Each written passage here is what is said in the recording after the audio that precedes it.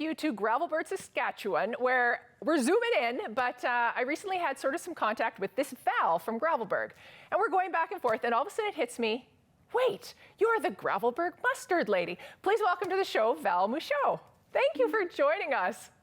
Thank you for having me, Lisa. This is great. Did I say your last name right? Michaud, right? Michaud, all right. So it's very exciting to talk to you. I have seen you speak many times. Our hair is both very much longer now. COVID hair. COVID, yeah.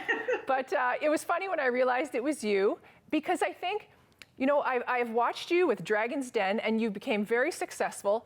And I really appreciate that you moved into a coaching role, because I feel that you had the success. So I think that's really exciting, because you've probably had many coaches. So this is really exciting. So I'm excited to speak with you about, you are not only a certified soul aligned coach, a spiritual medium, Reiki coach, and now a new author, which is what we want to focus on today.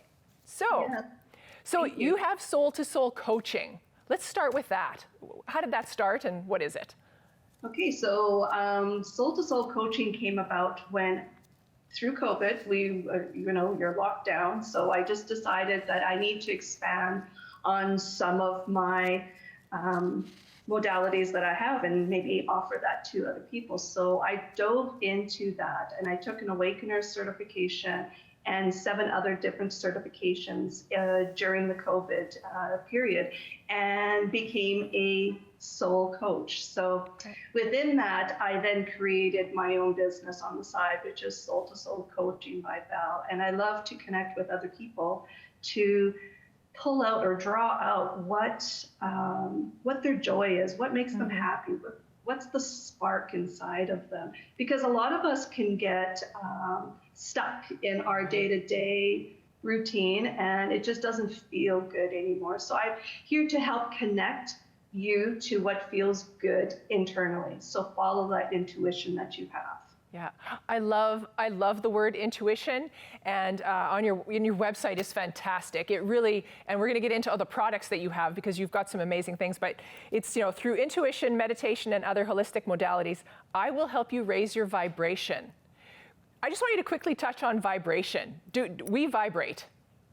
Correct, yeah. So energy is all around us. We can connect with others, with objects, with people, just through energy. We are connected even through the Zoom call, through energy in the universe. So that has never changed. That's always been there. We just, as a society, I think we lose that, right? Yeah. And we lose that connection. So I love being on that level and connecting to people that way. All right. So now I'm going to jump right into your book, which is called Your Spiritual Toolbox. And when I was on your site, you have a few different items, and I'm sure they're all sort of connected. And the one thing I will just jump in right away is you have a video where it flips you through the book. Yes. And there's work for us to do, and I love that, because we need to put in the work. So tell us a little bit about your book. Right. So it is almost like a workbook as well, because there are different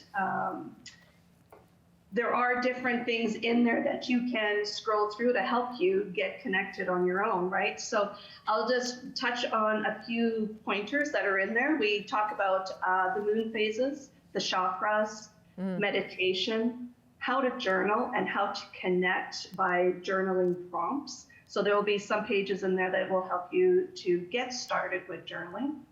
How to use oracle cards. How does energy work?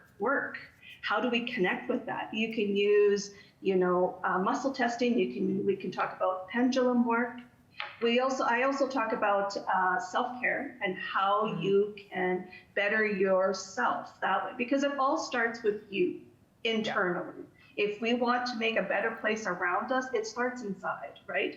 And so I talk about your monthly tracker or your weekly tracker, also your vision boards. There's also challenges in there, like the 21-day challenge for self-care. And gratitude. I talk a lot about gratitude and how you can expand and be more grateful for what we have around us through, again, journaling, I love a couple other exercises like the gratitude jar. So if you feel prompt to write little notes and throw them in your gratitude jar, you can read them later. My favorite is grabbing a gemstone and putting it to your heart and just being very grateful for all the things that you have. So I usually start at the beginning of my day, what has happened throughout my whole day, and be grateful for all of that and give thanks to, it's almost like a recap of your day. Yeah. The second part of the book is we're diving in a little bit deeper into the book, or into the look of what we want to achieve, which is meeting your spirit guides, finding your inner child, synchronicities. When those numbers come up and you keep saying, why do I see those numbers all the time? Or why am I seeing that animal or that feather that fell in front of me? There's always meaning to those things. So synchronicities and coincidences are there as well. And I talk a little bit about that. Battling your ego is another one. Yeah. So that's just a little dive into the book itself. Okay. From that point, I decided to create the oracle cards, because I really feel that oracle cards can give you a little push throughout the day, or a confirmation from universe or spirit to help us, guide us through our day if we want to ask that.